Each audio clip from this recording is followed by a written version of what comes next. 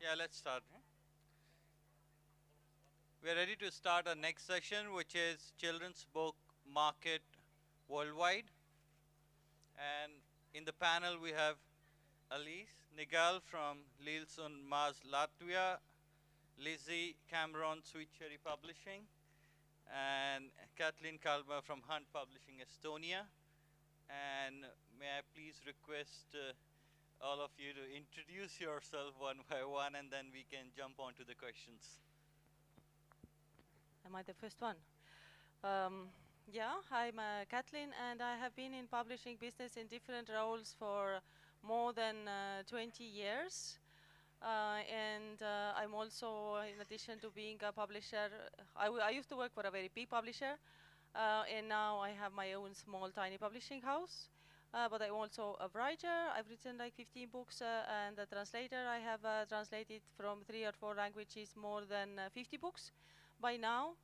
And yes, we are also trying to build up our foreign rights, let's say then very grandly department, because in Estonia we don't have any agents or anything. I was also the first one to start working with children's literature selling and promoting abroad through the government-funded position, which is now taken on by the next people, and which is working well, but it is not enough. We have amazing amount of great children's literature. Okay, hello. So I'm Lizzie from Sweet Cherry Publishing in the UK, a small independent publisher in Leicester. Is that not working? Okay. And yeah, I've been in publishing about 15 years, but with Sweet Cherry specifically about 3 years, and I look after all of the international sales, so anything that's export or translation, rights, licensing comes through me. Hello everybody, my name is Alice, I'm from Latvia, from Lils und Mars Publishing. I established this company 20 years ago together with my mother and my cousin, so it's a family-owned independent children book publisher. And yeah, since then we have been through different stages, being very, very small, publishing 1 to up to 5 books a year. Now, in recent years, we have published around 20 new titles per year, and it's half translation, half original works. Here are some picture books with me. Yeah, and like our market in general are quite small, so the same as in Estonia, we don't have any right agents. We do all by ourselves, so we also sell rights wild ourselves. So in general, globally, what we have seen, 90% of the children book publishers are small, and I think it's more of a passion-driven business when it comes to especially children books publishing, and then the markets. You mentioned that you have smaller markets, but you have great readership. Is that something which is right, or? We like to think so. Well, the population in Latvia is 1.8 approximately, 1.8 million. So it's tiny market. And Latvian speakers are even less because we have divided society. We have also Russian speakers. Voila. And so yeah, but I would say somehow the reading has been at least and still is a value for the families, and they like to have books and they like to read with their children. Of course, there are shifts we can see because of the digital entertainment screens and everything, but in general, yeah. And also, I would say that teachers and librarians are working hard to bring books to the children and raise the reading as a joyful process for children as well. Yeah.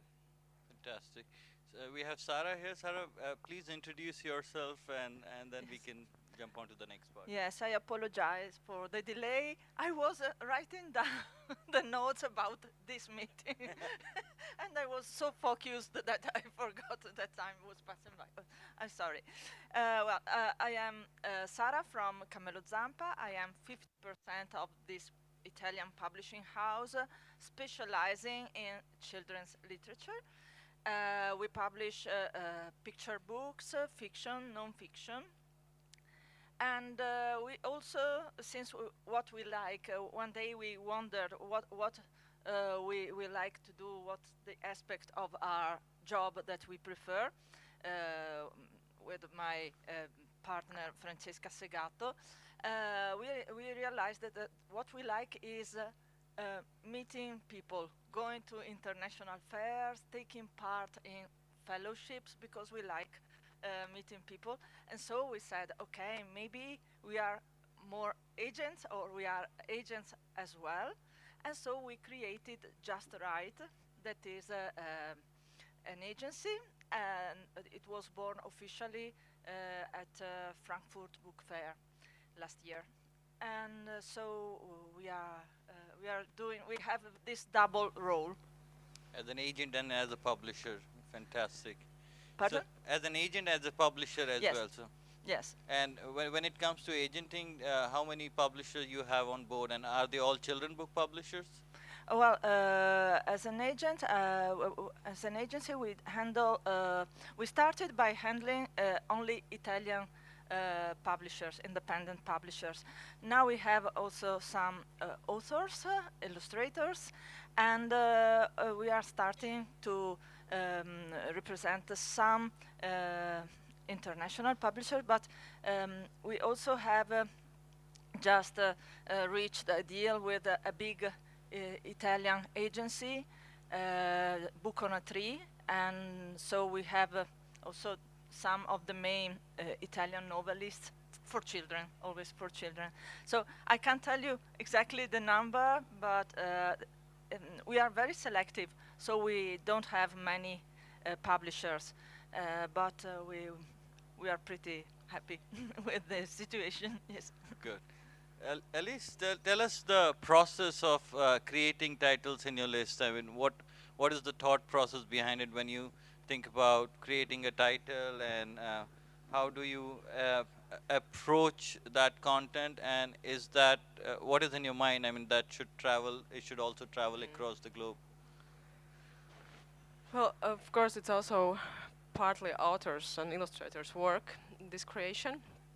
And if we talk about the original titles, we work, at the moment, we work only with our own Latvian authors and illustrators. And, well, the process can be very different, of course, but I think it's very hard to guess the success of the book and predict which book will sell internationally, which maybe is more important for audience at home. So I think the main idea behind any book is that it should be a good book. It should be really a valuable, good book we like, and author has worked hard reaching the quality. And we are also always doing like a very quality design and printing wise books. We better spend money on that than see our books in a bad quality. So it's kind of like there is no one recipe why the books travel, or why some of the titles has been reached well internationally but maybe stayed in the shadow at home, because also that happens, that some of our books are very beloved somewhere abroad, and at home, you know, one print and that's it. But I mean, also there is always some circumstances around, like the Latvian animation movie, who has won all the prizes in the world, The Flow, which also won Oscar. Many people say this is the time we live in why that movie became so popular, because it's about the huge flood, and this is about the ecology and all the different movements in the world we're going through. And I think the same, for example, our most internationally best-selling book is The Kiosk, which is also here in Greece published. And I think it also was very important for the pandemic time, because it came out in 2019, shortly before pandemic started. It's about the lady who works in kiosk, and she has been stuck there, and it really reflected on our life during the pandemics. We were all stuck at home. So these circumstances, you cannot predict that it will happen or something like that will happen. So I think the most important is to do honestly the thing you do and publish the book when you feel it's ready and it's good, and then most likely it will be well received also at the audience. And what sort of print runs you do when you start with a new title? Well, in Latvia, usually, for at least for us, the first print run is around 1,000 copies. For a poetry books, because we also do a children poetry, it can be less. It can be like 700 maybe. And then if the book is successful, there can be another 1,000. So it depends. So But 1,000 usually is 1,000 copies is the start. a start, yeah. Yeah. And you have some books with you. Would you I like to have- show us and talk about I them? think the books always talk better than people, maybe, at least me with my terrible English. Well, I took fewer books, which is here with me also to show. I don't know, it's good. You can just, anyone can come and take a look. I just wanted to show, like, for example, also what I just said about that sometimes you think the book will travel, but it haven't happened yet much. For example, this book, Illustrator applied with this project for the unpublished picture book contest the Pictus is doing, which is, if someone doesn't know, the Pictus.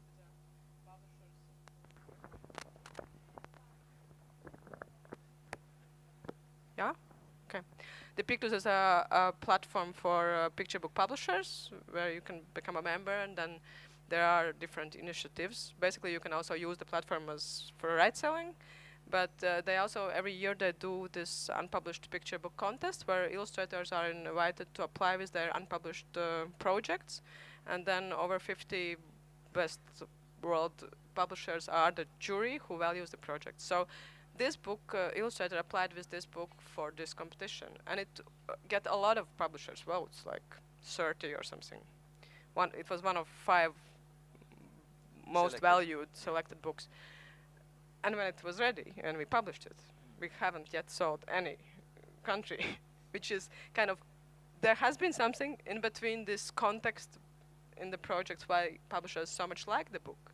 But when you present the book at the fair, and there maybe is a different context why some book is picked up and why someone, like, or with the kiosk, which is very popular, and then there's another book by the same author, but some of the publishers who love the kiosk haven't bought the rights for that book because they already have a lot of good night story books in their catalog. So the reasons are different. So or like this book, which is also recent, illustrated by the same illustrator.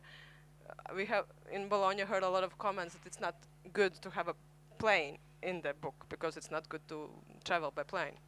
So kind of like there are very different comments and very different ways how you hear no for some book from a publisher. Benes did in Vilnius a nice presentation, 100 ways to say no for a book from his agent's experience. So yeah, these are just some examples. And many of our books we tried to make, like Selina mentioned in the previous panel, that she can't send in a surprise packages about books about the death or some other serious topics. We are quite opposite. We, especially when we pick sometimes translations, books to translate, usually these are some books which reach some of those serious topics children want to read, they think about it, but parents don't know how to talk. War, sexuality, death, divorce, whatever, you name it. And we like to create books which appeals to both parents and children, and which gives you the opportunity and the bridge to talk with your child about some topic you maybe don't know how to start, or you maybe don't know what to do when someone dies and this is the first experience for a child. So kind of we like we of course also like the fun books, absolutely, but we kind of a little bit more focus on those topics we maybe miss in our society or commercial market. No, I totally agree. It takes a lot of courage to publish these diverse topics. I've been a children book publisher before for 7.5 years, and I used to get really excited when I used to go to Bologna and look at these the award-winning books, the Ragazzi books, and I remember few years ago, I picked up a couple of non-fiction titles, and they were sort of one of the best non-fiction titles in the world, and we introduced it to the Indian market, and it was a shame that I published 3,000 copies, and by the time I left the organization, we had 2,950 copies in stock.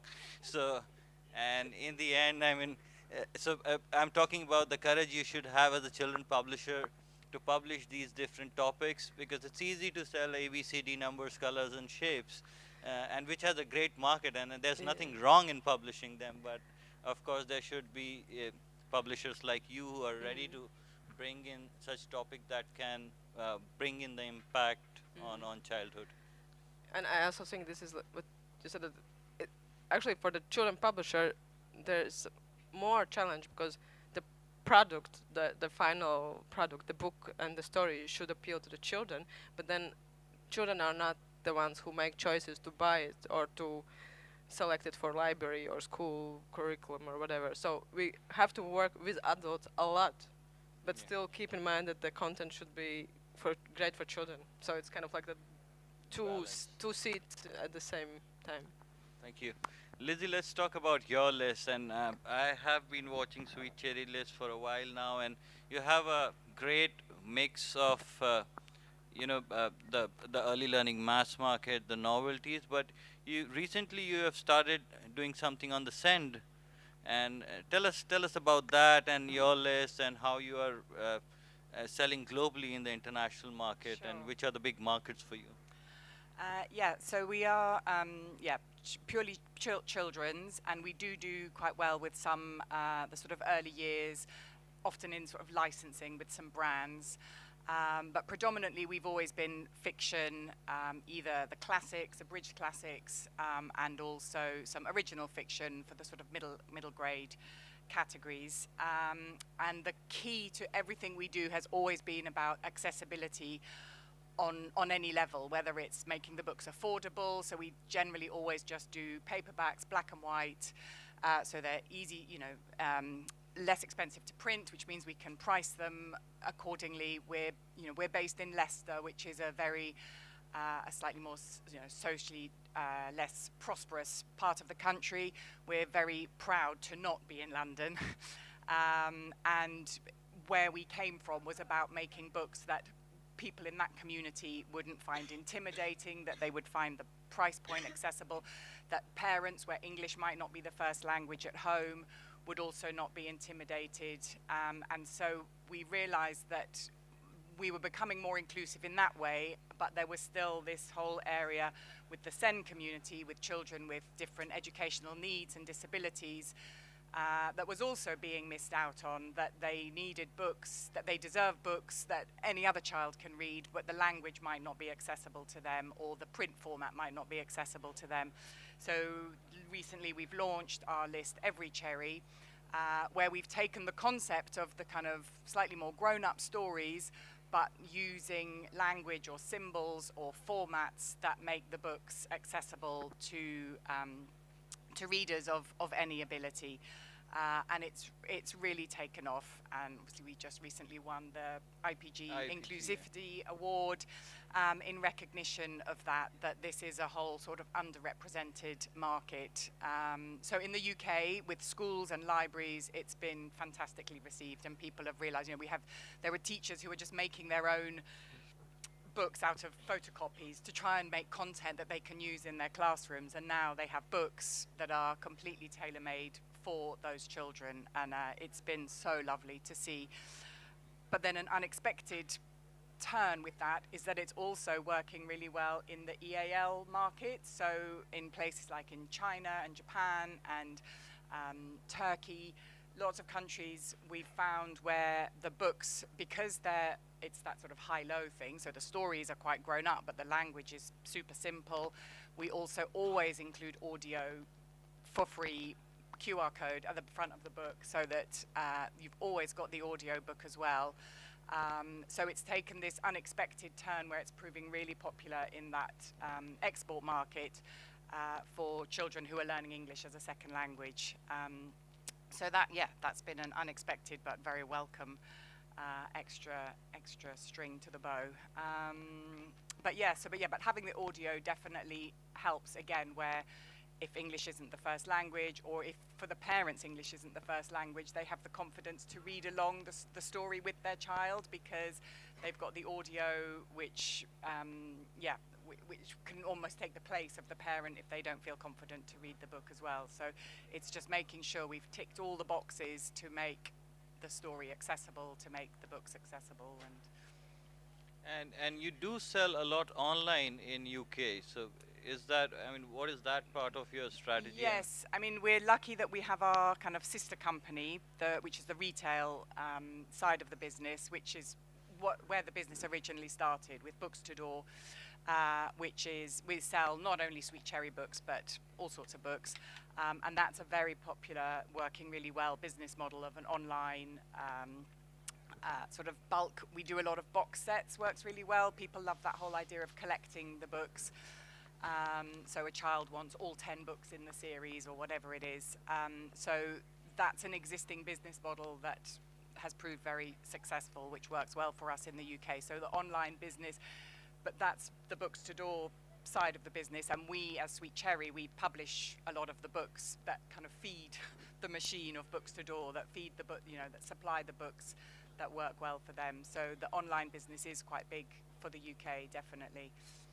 So in the mature market like UK, and you have other channels as well to sell books, like Instagram, and I've seen that it has been one of the reels was quite popular, and it really impacted the sale. So what is that strategy, and how do you think it can be done in other parts of the world, and what do you, I mean, are you really involved with that? And I'm not particularly involved in that, but we have really worked on having, I mean, when I joined, we didn't have a marketing department at all. Then one person came along and was like, I could do some marketing for you. And we were like, okay, well, let's see what happens. And so we've become much more active with the social media. We have a whole little team now that do a lot of work on that. I'm not directly involved, but I know that, and I was a bit skeptical, of like, well, how can you know, it's all very well somebody promoting a book on TikTok or Instagram, but is that actually going to result in sales of the book? But it turns out it does. And just, you know, it raises the company profile. And it seems to be, particularly, we're growing more in the sort of YA market. That definitely seems to be a place where people find book recommendations through the TikTok, Book Talk, that kind of thing, right. and the movement really grows. Again, I'm probably the least knowledgeable person as the end user and the person involved in the company, but I hear that, that's definitely a good way. So two takeaways from this conversation, that one is audio, which can be an integral part of children books, and another one is to look for other sources of marketing. I think one of the things which I've realized, and I always talk about, that there are good books available, but they are not marketed enough, so people are not aware of them. And I understand that as a small publishing house, most of you have, it's difficult to set aside a budget to do all these activities and get in more resources to these activities. But then somehow it has become more critical in this part, I mean, last few years, because everybody is on their screen, and somehow you need to grab that attention in few seconds to make sure that they know that something like this, like topics like death for children exist, and they have someone who is publishing it and can be bought. So so yeah, we have to look into different sales channels as well as a children book publisher. And moving on, Kathleen, can you please talk about the process you are involved in creating your children books in Estonia, and the books you have? Yeah, my principle when it comes to children is that when you want to change the world, go to children. It's like, because they are the future, and I'm with some people are like cat people or dog people, then I'm like children's people. I'm very comfortable with all these little wonderful persons, and I have like one of my personal and also publishing houses aims is to bring the world to the people, It's like my daily world consists of Iceland, Estonia, and Greece. So it's like in my adults work, in my own writing, I also always connect these three places. And the same actually like is happening with children's literature. Like my last book is the Icelandic, the Christmas Icelandic way, which is a completely different tradition with their own trolls and Christmas cats and the little 13 Yule lads, and you get like an extra troll story, a very nice and lovely story, and it's like for me it is an art like how to take the stories actually which are meant for adults, because like in adult versions all these trolls are like old ugly, you know, almost drunk men, like really horrible. If you look at any Icelandic illustrations, they are like you just want to run in a forest when you see these. But with our illustrator we were like, we want to make this accessible to children, to represent them this culture, this completely different view of the Christmas, and to give them stories. And I have already heard like so many stories when already the children are reading, and then every day they start making up their own Yule lads, like what this one can do and what ours can do. Is like, since these are very old stories, like couple of 100 years old, of course, mostly they are out there for food. You know, sausages, candles, because they used to be made out of fat. Yeah. And with working, we are right now working with like Alisa is my role model in this. So we are now working with many books written by other writers and illustrators, and it's like the same basics. We do very thorough work with the text to make it more accessible to children, to have sentences which is like, 5 pages long. So it's like to have, and words, to use smaller words. In Estonian you can make words like this, but to use smaller words to explain the things in a simpler way. And with the illustrations, it's the same way. I have this idea. I'm not an artist myself. I have this idea, and I do not work with the illustrator who says, I'm not going to change anything. It's like I work with an illustrator who is like, yeah, okay, you think we can do something like this with that and then that. So this is like our way of working, and obviously it takes a long time to especially in our countries, it takes a long time to do these things. But I'm very positive, and things are happening. Like some plans are up there like for 3 years, and now the writer finally has a time, because we are less than 1 million Estonian readers in the world, so it's like very small market. So everybody who is like writer or illustrator has to have another job, because really you cannot live out of that. Only 2 men can live of writing in Estonia, and so it takes time, but it's a thorough and wonderful work to do. It's a great creative space to explore and develop, and especially with new thoughts and ideas. Yeah, So yeah. My next project, like personally, is a little retellings of Greek myths, be like as a poems, because that way again it's like you do not give them the big like this is the Greek mythology from A to B, but you give them these little accessible stories that the child can read with the parent, discuss about like, yeah, what did the Icarus do, where did they go. It's like I love these kind of things, that you have knowledge and you have beauty and you have art and literature all in one. I was having this conversation with someone few years ago, and we were talking about children book publishing in particular. And this particular guy said that you just have to do 32 pages. I mean, how difficult it can be. And and that the conversation ended with that. I had to explain him the simplest thing is the most difficult thing to do, because you can definitely write 5,000 words, but to condense that 5,000 words into 500 words and still spending and sharing that message, it's very difficult. So it looks easy to publish a 32-page book, but it involves a lot of work. I mean, you have to look at the illustrations page by page. You have to make sure not only the main character but the background is also right. So a lot of, yeah, a lot of detail that goes into it. And we also have to understand the importance of children book publisher, because they are trying to catch a reader very young, and if they have caught the reader, then in future these are the readers who will read the fiction and the non-fiction and whatever is written. So it's a very important role and work, and I believe it's a very beautiful space to work in. Moving on to Sarah. Can I say one Yes, thing? please. I used to be subtitlers. I have subtitled like thousands of hours of all kinds of TV series and films. So for me, to make it shorter is never an issue. You can always make it shorter. Yeah. Shorter, shorter, shorter, down to yes or no.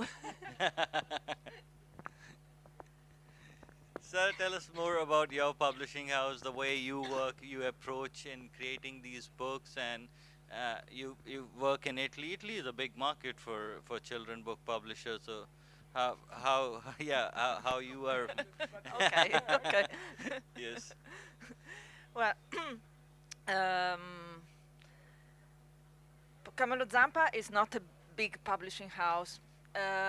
On one side, this might be a problem because we have not many resources, both financial and human resources. So before you talked about marketing, people, and these things. Okay, Camelo Zampa was officially born in the year 2011, and then only 10 years later, Francesca and I decided that we deserved some help. So we started to, thanks to that bubble moment for books that was the year 2020, we decided that we could afford to rent some, to hire some people. And so now we are 6 people. Our catalog has expanded. What we want to do, what we have always wanted to do, is to do books for children. As you said before, I don't know, maybe all of you said, children don't have the power of buying books. About that, I wanted to tell you about a nice initiative made by the Association of Italian Booksellers some years ago. They produced fake banknotes where instead of important people like, scientists, there were children's authors. So we had Astrid Lindgren for 20 euros. And with those banknotes, children could buy directly they could spend these banknotes only in bookshops, independent bookshops. So they had the power to choose and to buy their books.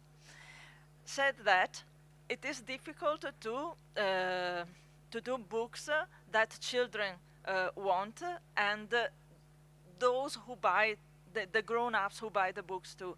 We see on the Italian market there are many important and high-quality publishers who give you the impression to publish more for grown-ups.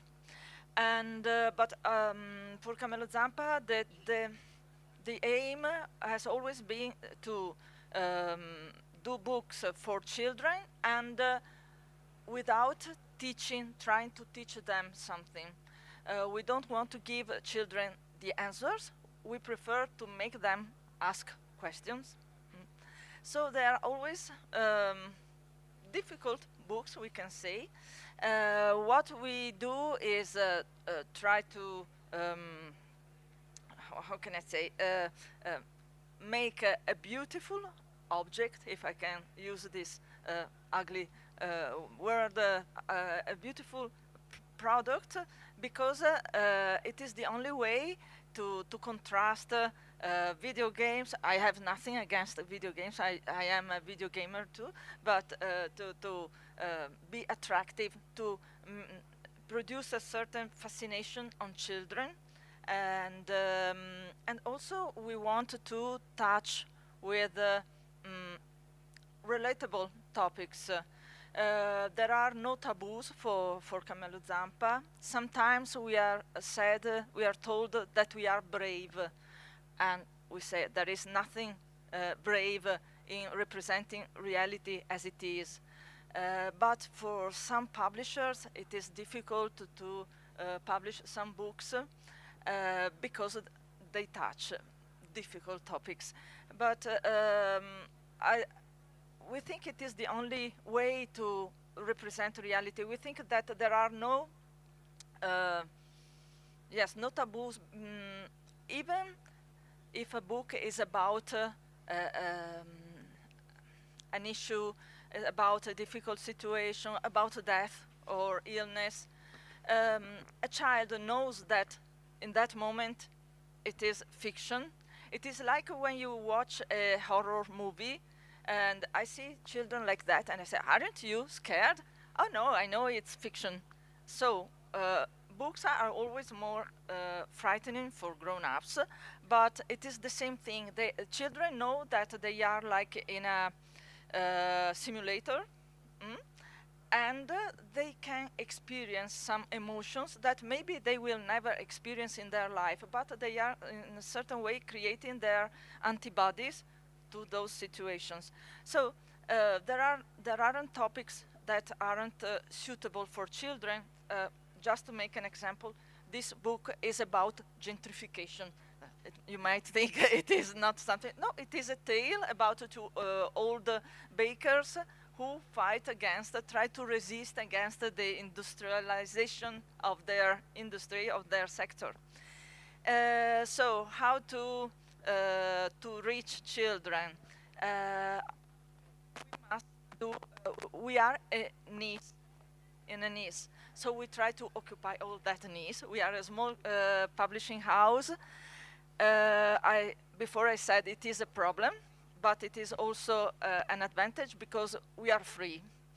A big publishing house knows that if they sell, for instance, 10,000 copies of a book, it's not a success. So they must publish books that they know they can sell a lot. For us, if we sell 10,000 copies, it is a bestseller. So we are free to publish what we like.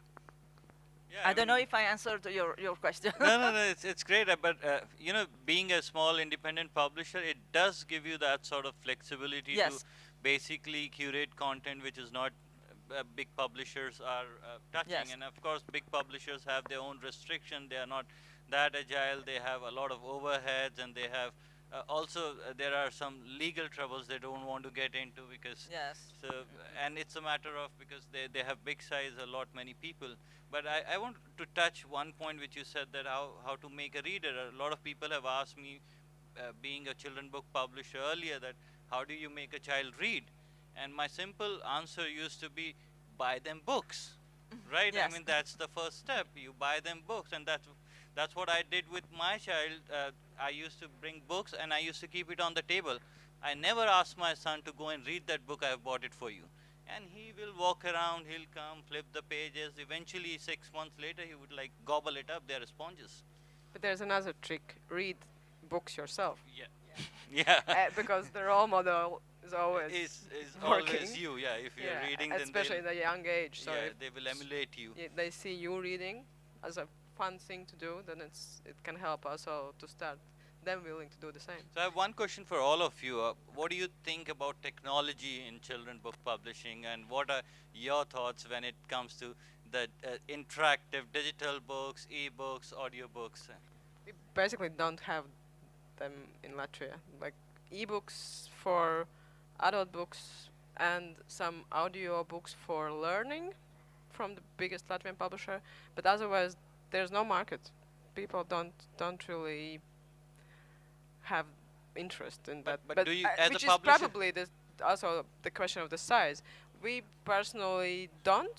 We don't do digital products. But do you support it? I mean, I want to ask, do you think that it should be included, it should be encouraged, or we should stick with the traditional paper printing for children? I'm the traditional paper person because I think this is also a different mindset when you read. This is a different way how your brain works when and a different time how the time goes on when you read a paper book.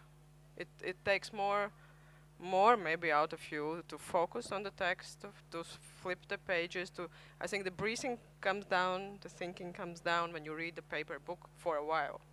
While in any digital product, it's easy to flop again.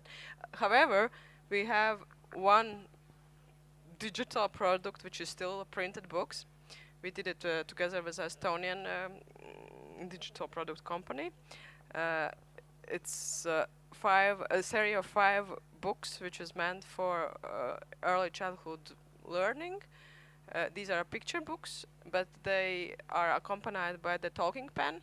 So when you touch the book with this gadget, there's questions, songs, poetry, blah blah blah blah blah blah, all what children should learn in a preschool.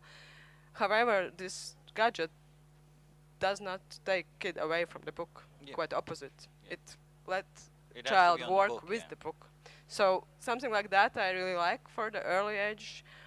Later on, when they are teenagers, when they are young adults, of course they can read whatever way they want. But I think for the young children, the physical book and the vibe which comes out of reading the physical book, I think it's anyways better to take your child in a lap with the physical book in front of them than with the iPad where you read. So Lizzie, your thoughts? I would agree on the whole, except coming back to the theme of the inclusivity and for children where, yeah, the physical book might not be the easiest way for them to access the story.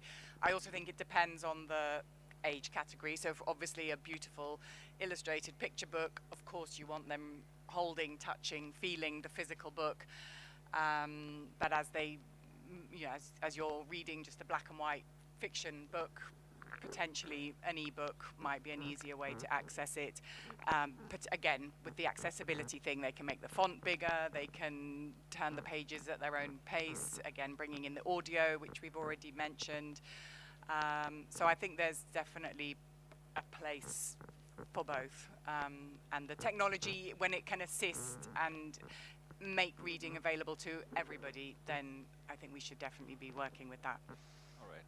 Kathleen, your thoughts? I don't think I have like much to add. I'm of course like for like physical objects. You can do anything with this. Build a house. It's like for us, always books were like part of life, part of daily plays with my siblings and for my daughter. And you can't really do like proper e-books out of picture books. It takes so much money to do anything like this, and in our little languages, it's impossible. Difficult, yeah. It's impossible. Yeah. It would work with big languages, and there are like of course good examples. It is also scientifically proved that like reading the real thing and working with the real thing is actually better for the brain, the same as like trying to do some handwriting. So but I go to schools a lot to meet children as a writer, as a translator. And when you mention to these school children that one of the works, the jobs of the writer is actually writing the computer games. Whoa, you see how they all lit up. They are like, oh, how can I learn this? So that this is like an very unexpected connection, and it's like it's true. It's like people who study creative writing in UK. It's a dream job to get to write a play or game. Yeah. Yeah, fantastic. Sarah, your thoughts, and we'll try to then sum up the session. About technology, Yeah. for reasons of inclusivity, all our novels are also in e-book, and in some cases we did, thanks to Creative Europe, we also translated as audiobooks 10 novels that we acquired from 10 different languages. So only for that reason, we tried. We do it with all books to make them as e-books too, because yes, if someone has some visual impairment, at least can make you know, the pages bigger, the words bigger. But as some people tell me, yes, it is a problem now. There are e-books. No, it is 1% of our business volume. So it's not technology is not part of our business, and also because, as I said before, we want to make books that are really beautiful objects. We see also that teenagers, the Z or the Z generation, they don't are strong readers maybe, but they love books when they are well made. They have an interesting cover or some decoration on the spine. So that is what we do at best. We do quality is a word that means nothing, because everyone say we do quality books, but that's what I mean in the choice of paper, the choice of the materials, the binding. So it's not technology at all. It's not an artisanal work, because we use machines. The printer use machines, but it has the same accuracy as an artisanal object. So we thank you so much, and we have learned that it's a brave world to publish children books, especially being an independent children book publisher. It's a tough job. My friend Simon, who's supposed to moderate this session, says a thing which I always talk about, that to become a good children book, a big children book publisher, you have to come from a big fortune to earn a small fortune.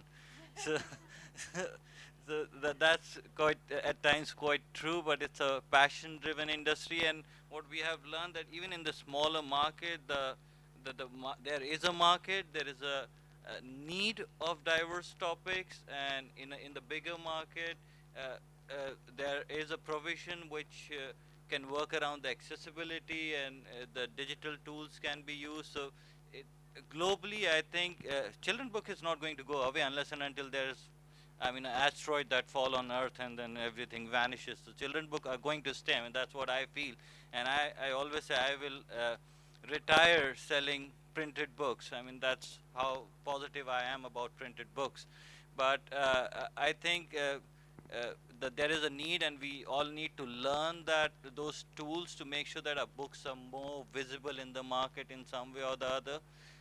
At times with some marketing budget, at times maybe some free resources, but if it's out there, if people are aware, then there could be some sale, and that can help really all of us. I'll open the floor, the audience, for any questions if they have. We only have a minute, so we can have like one or two questions very fast, and then we wrap it up. Yeah. Fantastic, there are no questions. Yeah, so let's give a big, huge round of applause for the panelists here, and thank you so much for being here.